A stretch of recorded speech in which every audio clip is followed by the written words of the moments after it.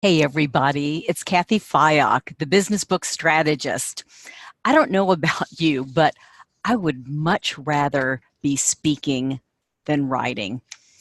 And if this is you, this session is perfect for you because I am one of those people. I would much rather be speaking. I would much rather be doing almost anything other than writing. So writing is really, really hard for me. And I'm going to talk about some strategies for pulling people around you that can support you in your writing and can make it so much more fulfilling, energizing, and improve your writing as well. I think that writing is a very lonely business. And as an extrovert, it's just painful for me sometimes to sit down and write. Um, so I need people. I need people to energize me. I need people to spark my creativity. I need community. And so I would like to talk with you in this session about how to build on some communities you already have access to. Because let's face it, as a writer, you're facing some challenges. You're sitting there by your desk by yourself. You're plagued with self-doubt. You may be questioning the time that you're investing in this writing project. You need cheerleaders. You need feedback, and you need support. So let's talk about some resources to give you the help and support that you need. And to kind of illustrate this, what I'd like to do is start you out by sharing with you my writer's pledge. This is something I developed with my clients, and it's something we say at the beginning of every coaching call. I would encourage you to say it along with me. I pledge that I will use my power to make today a fantastic day. I will block writing time on my calendar, and I will honor that time commitment and hold it as sacred creative time. I pledge that I will not allow my negative voice to guide my thinking or stop my creative process. I will surround myself with people who love me and support my writing. I pledge to tell my story, to share my experiences with authenticity and without apology. I know that in telling my story, I can provide others with the gifts of hope, wisdom, and joy.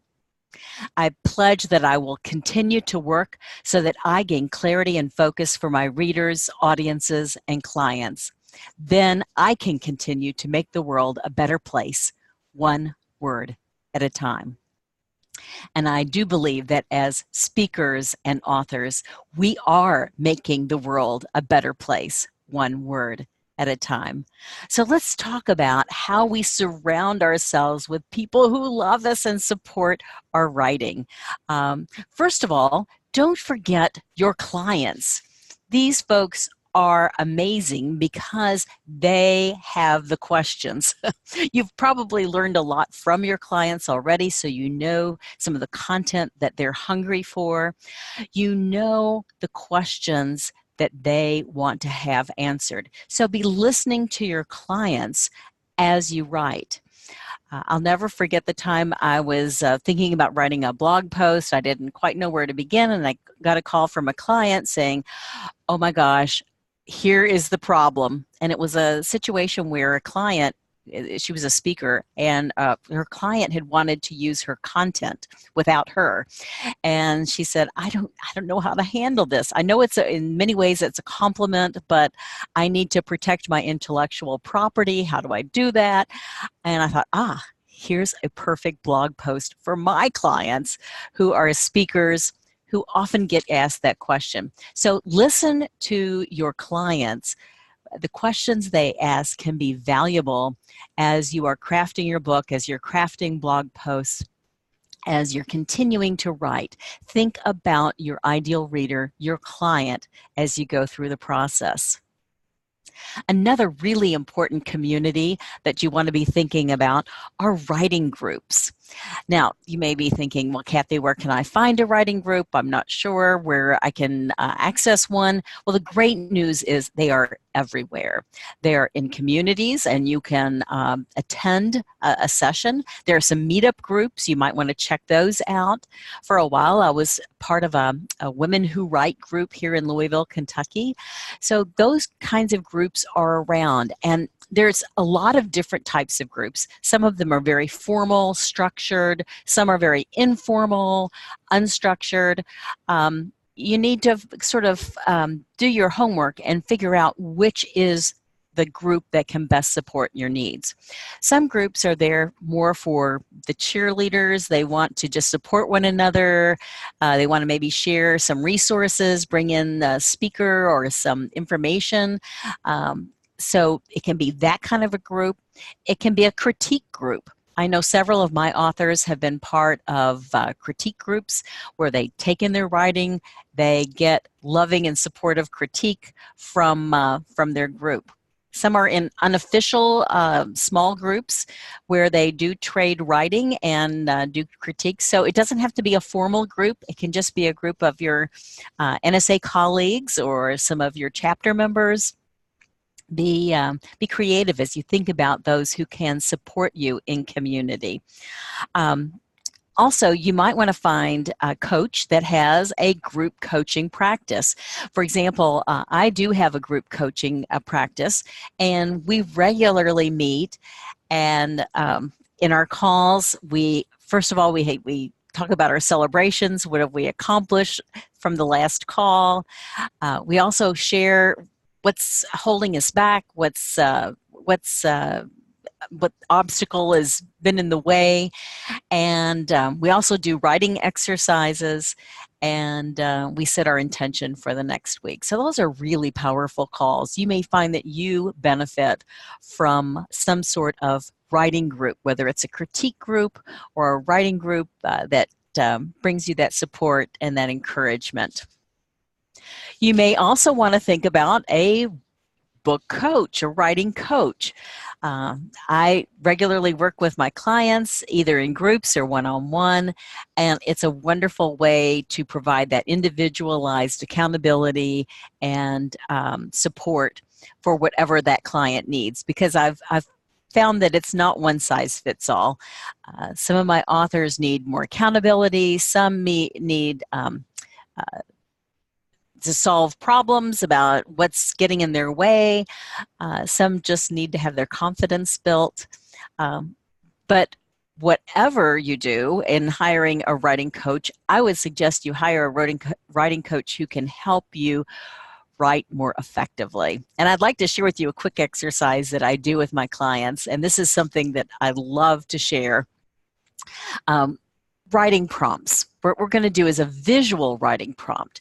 I want you, as you look at the next slide, you're going to have 2 minutes, and you're going to write relating this image to your topic. So if your topic is leadership, you need to relate the image that I'm going to show you to leadership. If it's customer service, relate it to customer service. So all my writing exercises, I think it's important that all of them are related to your topic so that you're always thinking about generating content around your area of expertise.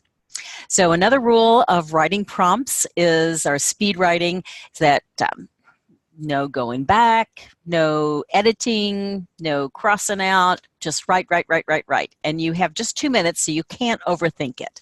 So I'm going to show you the image. I'm going to put 2 minutes on my timer, and your time begins now. Go.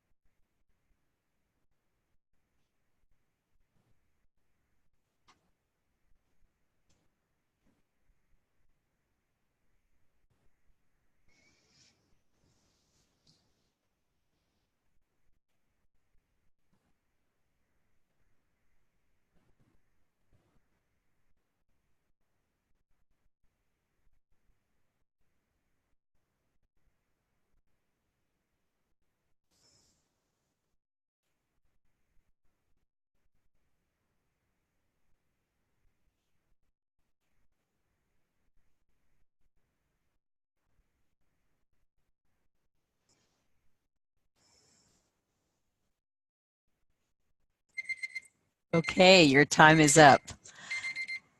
I hope that was a great exercise for you. I hope you generated some content that you might be able to repurpose, either as a blog post, as something that goes in your book. I love these exercises, and I encourage you to use them to spur your creativity, to explore parts of your topic that you haven't already. And that's the beautiful thing about working with a coach or working in a group of writers where you're sharing these kinds of exercises with one another. Okay, what we're going to do is move on because there's a couple of other groups I want you to think about as you're building your writing community. Um, this community are your editorial board. It's a really important group. I really strongly believe that before you send your book to a professional editor, and by the way, I absolutely recommend you send your book to a professional editor, that you also beforehand send your book to an editorial board, which is a group of 3 to 5 people who know your area of expertise and are good enough friends that they're going to give you some great constructive feedback. They're going to go through the manuscript. They're not looking for typos. They're not looking for grammatical errors. They're looking for content, the big picture. Did you lay out the topic well? Anything that was missing? Does all the information flow together? Is all the information there that the reader really needs?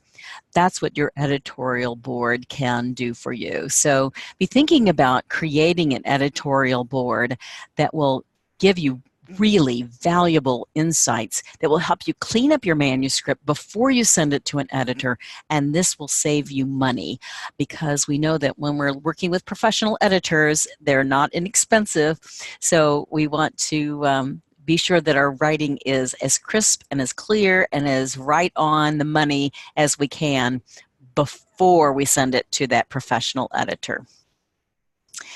Okay, there's another group of supporters, community, and that's our cheerleaders, our friends, our family.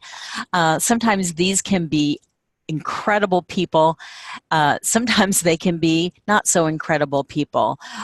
Sometimes these folks are not always supportive of our writing. They don't always encourage us. So I just want you to be aware that that you need to be surrounding yourself with people who love you and support your writing, as we said in the Writer's Pledge at the very beginning. So be careful. If you have a spouse, a family member, or maybe it's just the voice of that teacher that you had in 6th grade. That's the voice that I have. Comes back to me and gives me all this negative stuff. I need to get those people out of my way and surround myself with people who love me and support my writing. I also think NSA is a fabulous place to find great colleagues who support you, who get you, who understand that you'd probably rather be speaking than writing a book. And these can be wonderful colleagues to be in a mastermind group, a writing community, to share your frustrations and ideas with. Finally, last but not least, is your reader. Wow, what an important part of your community. Get in touch with your reader. And I do this, I think, I suggest to this to my clients first, is be sure that you're getting out there on social media and that you're asking questions of your target. You're asking questions where you want their feedback, you want their ideas, you want their questions, so that it's important for you to elicit that from your readers. Also, to have in your book a way for your readers to connect with you. On the book that I'm putting together right now, I'm having several points where folks will check back. They want some added checklists or a template or some added information, a deeper dive on the information. There is a link for them to come to my landing page and get more information. And because we want to connect with our readers to know what their thoughts and concerns are, we may get our next best idea from one of our readers. So we've discussed a number of folks that we could have in our writing community. We've talked about the importance of listening to our clients. We've talked about writing groups, formal, informal, whether it's through a writing coach or some other informal kind of a group. We've talked about your editorial board. We've also talked about friends and family and potential supporters there, and finally your readers. I hope this has been a helpful session for you in thinking more broadly about your writing community. If you'd like more information, I want to invite you to connect with Coach Cathy. I am the Business Book Strategist. You can reach me at cathyfyock.com. I would love to connect with you. I would love to offer you a strategy session to discuss your book or your project and see if it might make sense for us to work together. Thanks so much. I think NSA is the best, and I want to encourage you to continue to be a part of this wonderful NSA family.